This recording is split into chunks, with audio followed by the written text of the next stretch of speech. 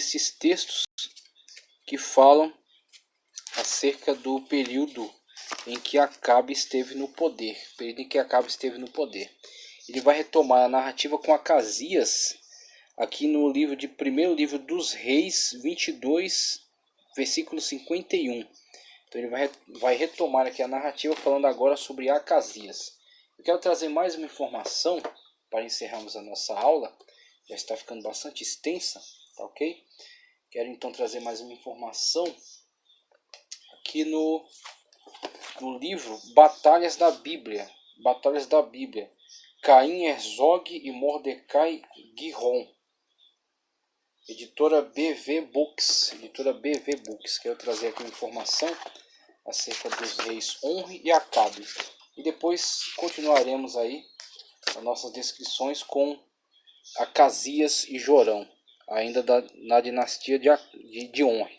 Tá ok? Para ela não ficar tão extensa, vamos trazer essas informações aqui e encerrar a nossa aula. Depois damos continuidade aí, falando mais acerca de Acasias e Jorão. Ainda da dinastia de Onri. Então, a primeira descrição que nos faz aqui, o livro Batalhas da Bíblia, falando de Israel nos tempos de Onri e Acabe. Página 151, veja só. Ele chama Omeri. Aqui, ele dá o nome de Omeri, mas eu vou chamar de Onri. Onri foi o rei que conseguiu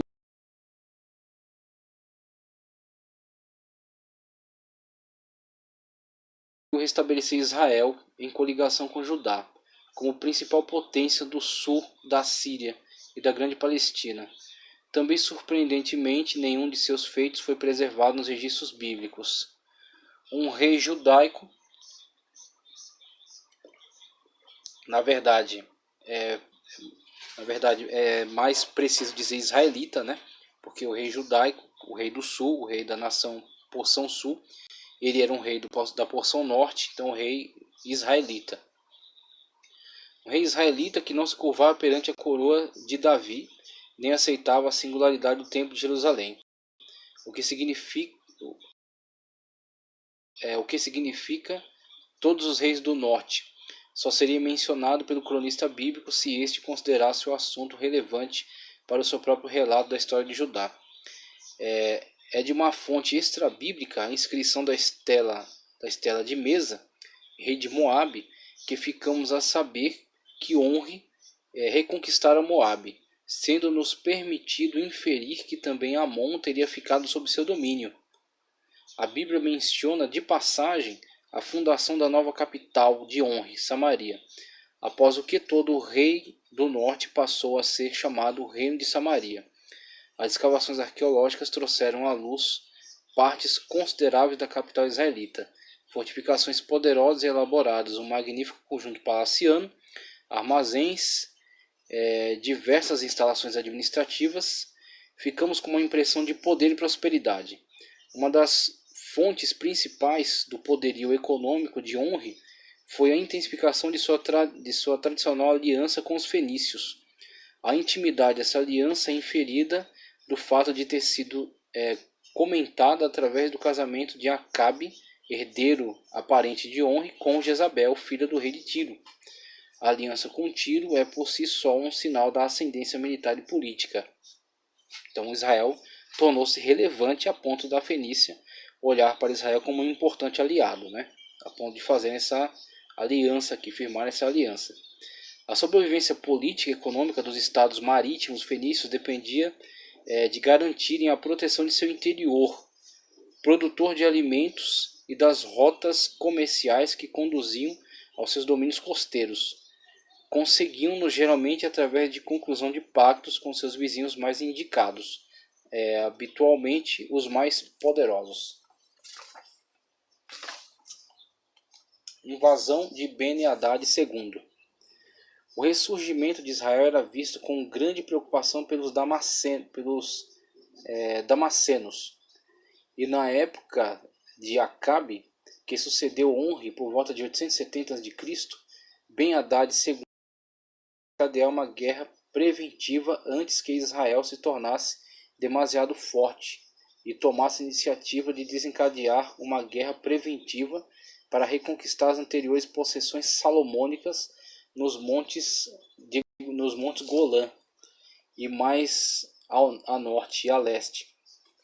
Então, Israel na época de Salomão alcançou seu auge, né? Então, chegaram a ter influência sobre territórios próximos ao Eufrates, não que de fato dominassem de uma forma efetiva, mas tinham influência a tal ponto de receberem tributos. Então tornaram-se tributários de Israel na época de Salomão, quando este alcançou seu apogeu. Israel até hoje não alcançou uma extensão territorial tamanha. Alcançará somente no milênio, né, conforme promessa que Deus fez pessoalmente a Abraão. Então, Israel terá toda a sua extensão territorial na época milenial. Ben-Hadad liderava uma coligação de todos os soberanos aramaicos alarmados face ao renascimento israelita. Na fase inicial da campanha, Ben-Hadad conseguiu antecipar-se ao rei israelita. Acabe ainda estava reunido com os anciãos e governadores do distrito para decidir a estratégia e adotar quando Ben-Hadad apareceu frente às muralhas e cercou a cidade.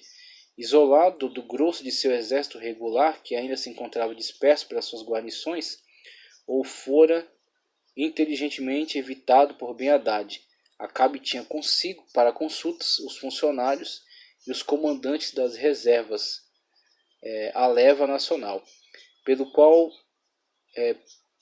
que a leva nacional ainda não fora convocada ou não assumira suas posições. Fosse como fosse, encontrava-se isolado dos seus líderes e das altas patentes de Estado-Maior. A situação dos israelitas pode comparar-se com a das forças britânicas do norte da África, quando na fase inicial do ataque surpresa alemão, em 31 de março de 1941, seus comandantes, os generais O'Connor e Neame, juntamente com os seus companheiros, deram de cara com uma patrulha alemã e foram capturados. A situação de Acabe parecia desesperada, e Ben-Hadad era certamente da mesma opinião. Para ganhar tempo e evitar o pior, Acabe dispôs-se a aceitar os termos de Ben-Hadad, embora fossem humilhantes, mas Ben-Hadad, julgando quebrada a vontade de resistir de Acabe, alterou suas condições para impor uma completa e humilhante prostração. Parece que era exatamente disso que Acabe estava à espera, pois ele serviu-se dos termos degradantes fornecidos pelos damascenos para suscitar a indignação de seus conselheiros e encorajar os anciãos. Contando com o apoio, Acabe rejeitou a proposta aramaica. Ben-Hadad não considerou a recusa de Acabe uma grande calamidade, pois acreditava que a queda de Samaria era um fato consumado. Estava a dar fim em um cerco bem estruturado, mas sem se apressar. Os seus carros protegiam-no de qualquer interferência e sentia-se seguro na sua superioridade. A Bíblia registra o número de soldados com Acabe em Samaria como inferior a 8.000. A confiança de Ben-Hadad pode ser inferida de sua reação à recusa de Acabe em submeter-se. Tornou Ben-Hadad a enviar-lhe mensageiros e disse: assim me façam os deuses, e outro tanto, se o pó de Samaria bastar para encher as mãos de todo o povo que me segue, dizendo então ter um exército esmagador, tá, ok? Para superar a qualquer tipo de força que Acabe pudesse lhe apresentar. Primeiro livro dos Reis 20:10. A proverbial resposta de Acabe ainda hoje é usada em hebraico. O rei de Israel, porém, respondeu: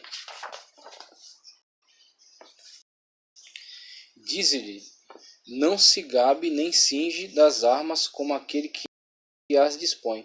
Não se gabe quem se cinge das armas como aquele que as depõe.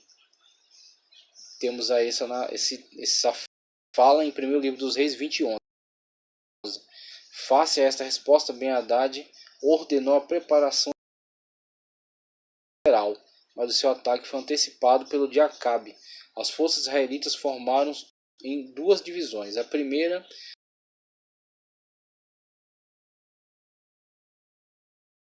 um pequeno contingente de 232 homens,